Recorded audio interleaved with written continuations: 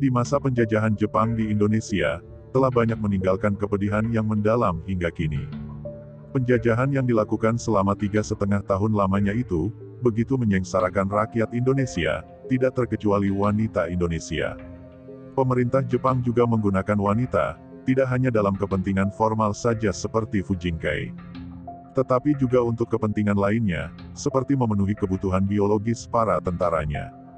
Banyak perempuan Indonesia yang menjadi korban kebijakan Jepang. Salah satunya yaitu Jugun Ianfu, mereka ada yang diculik, atau dipaksa dengan kekerasan, untuk menjadi Jugun Ianfu. Ada juga yang ditawarkan pekerjaan, dengan iming-iming akan dipekerjakan menjadi perawat. Dalam prakteknya mereka diharuskan untuk melayani kebutuhan biologis para tentara Jepang. Mereka juga mengalami kekerasan fisik jika menolak. Bagaimana kisah mereka? Kita langsung saja bahas selengkapnya. Tonton video ini sampai habis. Istilah Jugun Ianfu kalau diartikan secara harafiah menjadi, Ju berarti ikut, Gun berarti militer atau bala tentara, sedangkan Ian artinya penghibur, dan Fu artinya perempuan. Dengan demikian arti keseluruhannya adalah perempuan penghibur yang ikut militer. Jugun Ianfu adalah istilah yang ditujukan pada para wanita yang dijadikan pemuas kebutuhan biologis oleh tentara Jepang.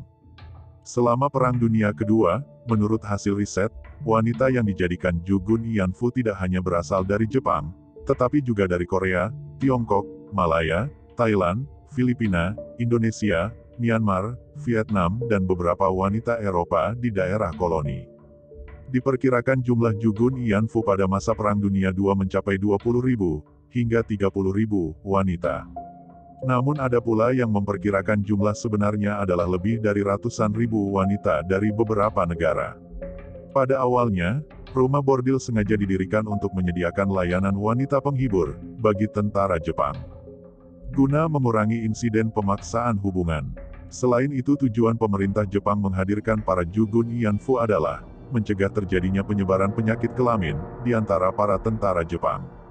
Para wanita diculik secara paksa, dijadikan pemuas kebutuhan biologis tentara militer Jepang, yang ditempatkan di barak-barak militer, atau bangunan yang dibangun di sekitar markas militer Jepang, selama Perang Asia Pasifik.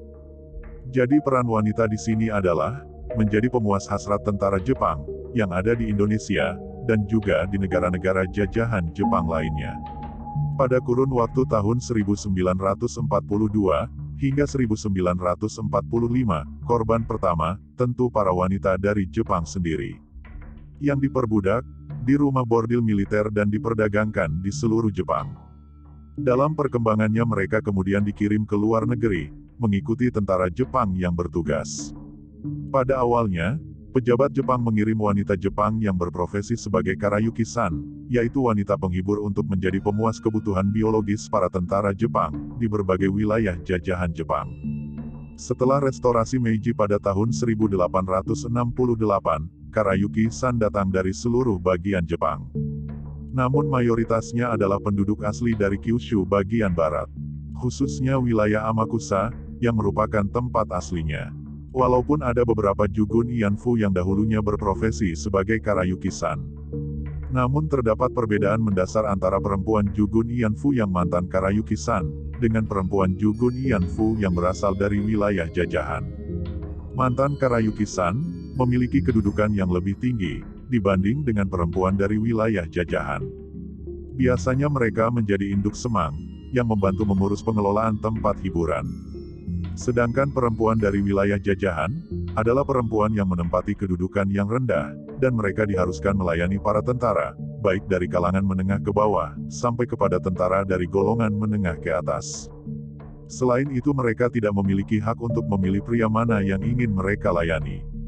Pada saat diberlakukan kebijakan Jugun Ianfu di daerah jajahan, para pejabat Jepang ini, menawarkan dan memaksa para perempuan, baik gadis atau yang sudah bersuami, dan mempunyai anak, agar bersedia mengikuti kebijakan ini. Pada awalnya, Jugun Ianfu diambil dari desa-desa, dengan cara perekrutan yang sangat tertutup.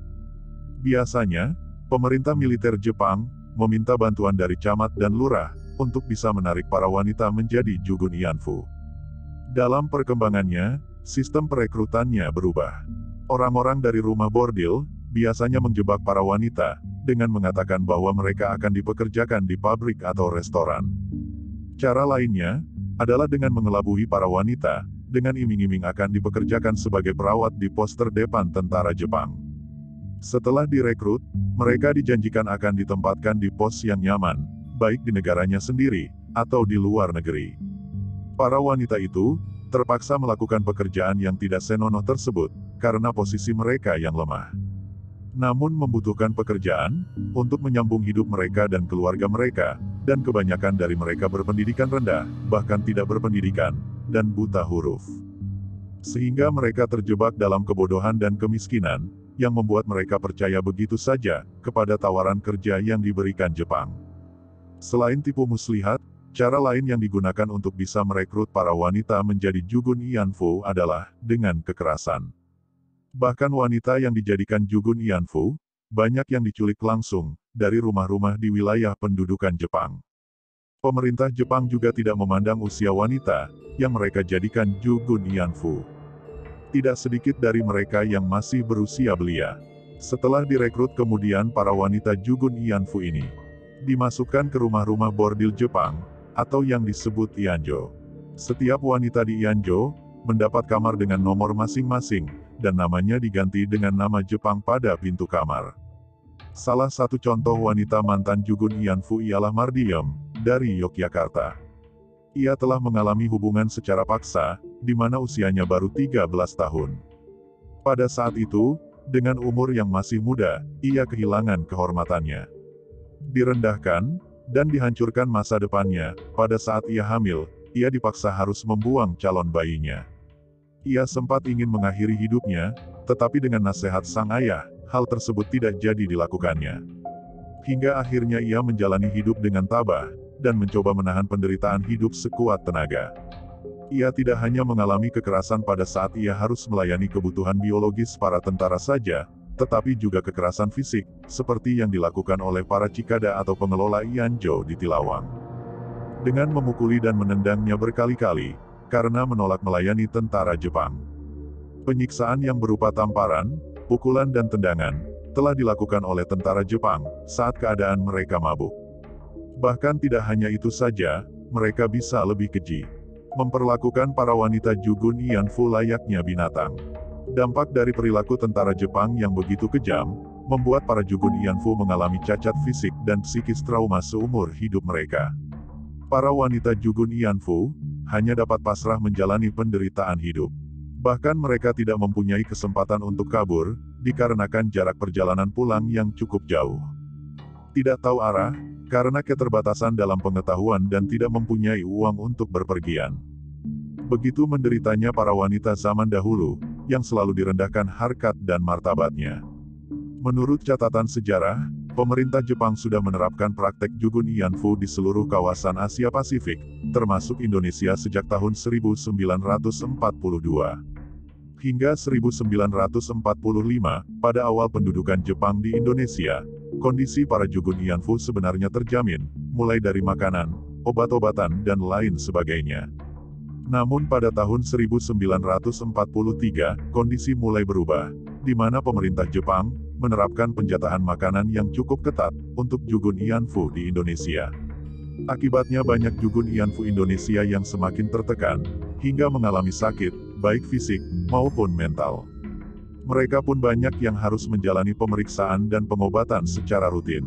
Pada tahun 1945, ketika Jepang sudah hengkang dari Indonesia, para Jugun Ianfu dibebaskan. Salah satu dampak negatifnya adalah menyebabkan para Jugun Ianfu tidak diterima kembali di masyarakat pasca kemerdekaan.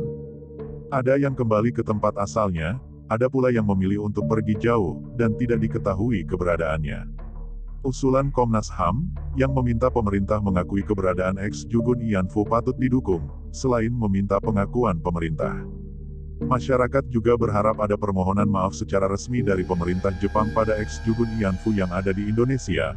Pengakuan pemerintah terhadap Jugun Ianfu, penting untuk mengubah stigma buruk yang ada di masyarakat terhadap para wanita yang kini rata-rata berumur di atas 80 tahun itu. Data Komnas HAM menyebutkan saat ini kurang lebih ada 25.000 ex-Jugun Ianfu yang berada di Yogyakarta dan Bandung. Angka tersebut masih bisa bertambah, karena kebanyakan keluarga mereka menutup-nutupi, karena menganggapnya sebagai aib.